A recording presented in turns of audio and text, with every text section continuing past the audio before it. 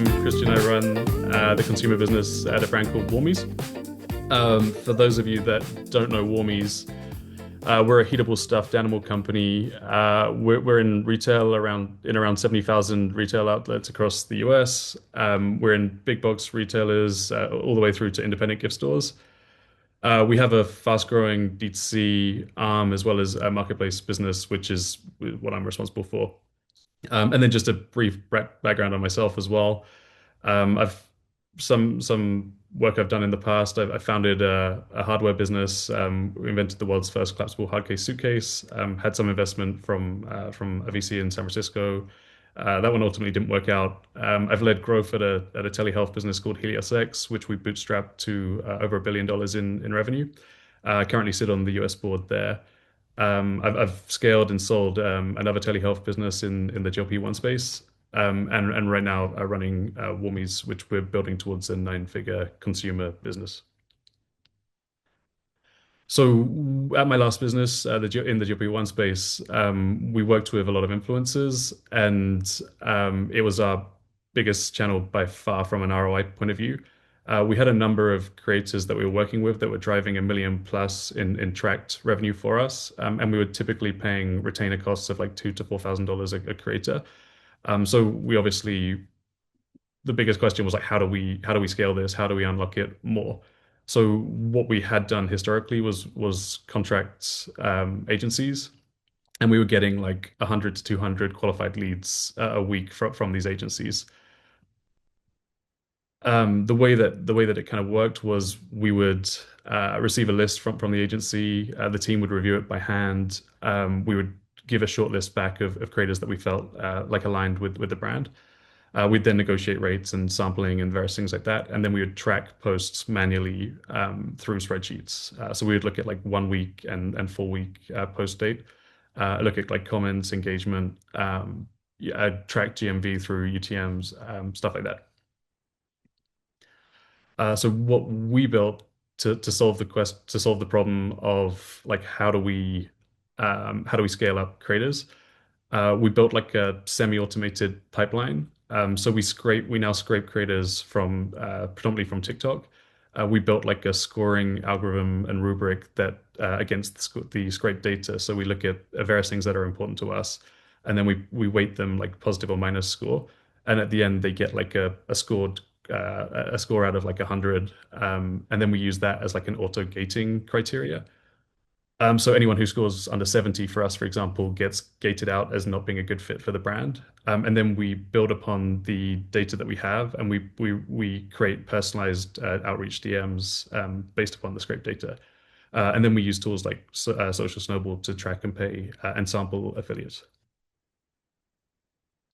So the result of this, it was costing us about $12 a qualified lead when we were working with agency partners and contract partners. We've been able to bring that down to about 13 cents per qualified lead. Um, just a kind of quick overview. We did a test over 2 months where we scraped 10,000 profiles, and this was really the end result of that. Um, the actual pace of 10,000 was like relatively arbitrary in terms of like scored creators. It was really based upon like my time, and the we also didn't want to run the tool that we built continuously. We ran it in batches of like 50 to 150 for scoring, so as not to break it.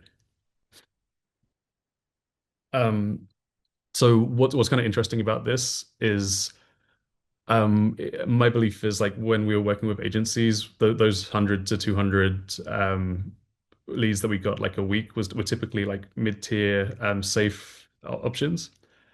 When we use this scoring rubric, it opens up like a broader tail of creators that could be relevant to us to work with. And so we followed like the power law for creators. So only a small number of creators turn out to be like 30x winners for us. And so increasing the volume there is like a big driver for us. On the other side of things, our performance marketing, typically like our costs only ever rise. Like we work on improving creative landing page experience to bring down CPM costs. But the reality is like we're fighting rising costs all the time. On the creator side, like us running competitions and working through more of a community-led approach, like drives down our CPM cost because like every additional video that we work with creators to produce, like our fee, our costs are basically like the sampling fee plus the affiliate commission. So we can actually bring down our CPM costs by working actively like as a community. Probably the biggest learning for us around this as well is like we run our creator affiliate program at like essentially break even. And what we saw was the value in the program really was around what we couldn't see. So track GMV is great, but where we saw the real value, like as we scaled the program, was like the halo effect of brand search climbed. Meta got significantly cheaper for us, like as a paid channel. For example, in like the last month, like our Meta conversion rate is up 27% versus like year on year, and is predominantly down to like scaling our creator program. And then kind of a bit of a proof here. We're currently in like the 0.2% of TikTok shops globally for GMV views and video. We're a Q4 business, like we're heavily seasonal, and so June and July are typically like some of the slowest months of the year for us. But we drove 19 million impressions across our social channels last month, predominantly through these programs. And we'd expect that to grow to 6 to 8 times higher in Q4.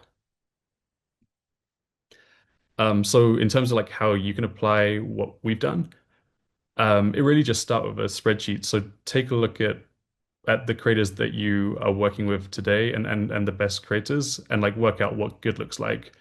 Put together like a heavy scoring criteria of like what are aspects and things that you can do that you can then score against. Go and scrape large amounts of data. So grab like keywords and hashtags that are like relevant to your business and get like a large volume.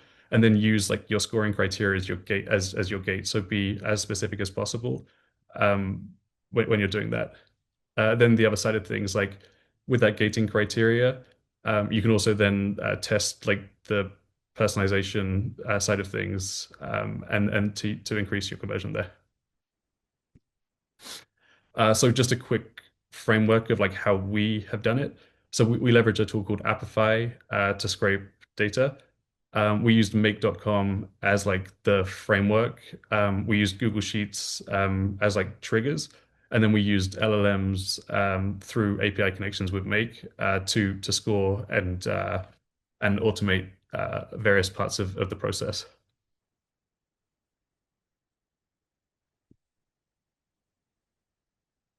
The bit that's probably the most important by quite a long way is the gating and the scoring. So out of the scrape data that you get, like you'll have audience size, engagement, bio information, any video text that you've scraped, things like that. Leverage that data to create like a weighting that's relevant to your business, and then test and test and test until you get to a point where like every score that you go into and you look at it and say, yes, this is someone that we would work with if we selected them by hand, and just continuously refine that. So I guess really the biggest takeaways here are creators have always been a high ROI channel, but finding them and scaling them has always been predominantly like the biggest issue here. And then otherwise, like the cost of the return is often not as obvious as just the tracked GMV. So those are the sort of two takeaways that I want to leave from this. Amazing. Christian, you are getting questions in the chat. Somebody asked, what AI did you use to scrape, or what system did you use? So somebody's asking you more implementation question. Yeah, so this is kind of like our V1. You can run this agentically too, which is like our V2 build. But like the V1, we used make.com as like our overall platform. And then we leveraged like I believe OpenAI for the qualifying criteria and the personalization. And then Apify was what we used to scrape the data. So we got like large quantities of data, and then we refined it through through basically like an algorithm within that we like provided uh, to OpenAI. I love that. We got another question. Somebody asked something similar. Can you share how do you scrape creators? But then they also asked, what offers to creators were successful for you? Can you share more about the scoring process too? What offers? Yeah, Or were successful for you, like offers that you made to the creators that were kind of compelling. yeah, we've actually not tested offers a great deal. So we do pretty much flat fee.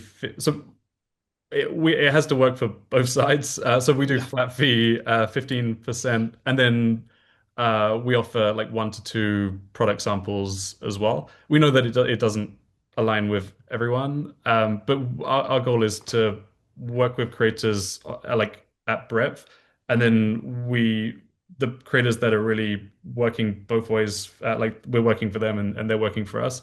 That's when we cultivate into community as well. Amazing. And somebody asked, can you share a little bit more about your scoring process as well? Yeah. So your scrape data, there's only, you get information about the person, but also the content that was triggered the relationship to begin with. So you're going to have bio information. So like the text that they have in their bio, you're going to have their following, their engagement numbers, the video that was posted that was the connection for the scrape in the first place. Um, you use all of that information, so like it has to be personalized to the brand because what's important to Warmies, for example, might not be important to a different brand. But like for us, we were really wanting to work with more creators between like the 1,000 to 10,000 following. We wanted to leverage like the power law function to spread Warmies as far as we could, and then find people that were creating like outsized volume of performance. And so, yeah, I guess going back to the scoring, we like 1 to 10,000 was something that we weighted quite highly. So like we would provide like a score of like let's say 40 for someone that has a 1 to 10,000 following, and maybe we'd score someone that had 1 million following as like minus 40. And then like someone that has mom in their bio or stay-at-home mom or something like that, we would then give like a plus 20. And then but someone that has like they're based in Algeria, like we're only interested in US people, like they would get like a minus 90 or something like that. So it was Yeah. like as you run through the process, like you positive and negative score weight like different aspects of that are useful for your business. So it's campaign specific, but it also can be demographically, regionally, Yeah. or I guess just like gender identified to target an audience. Yeah, That's awesome. anything that you can identify from the scrape data that is relevant and in line with what you're trying to what you're trying to achieve in terms of like if you were to manually go through that's that's how you do it.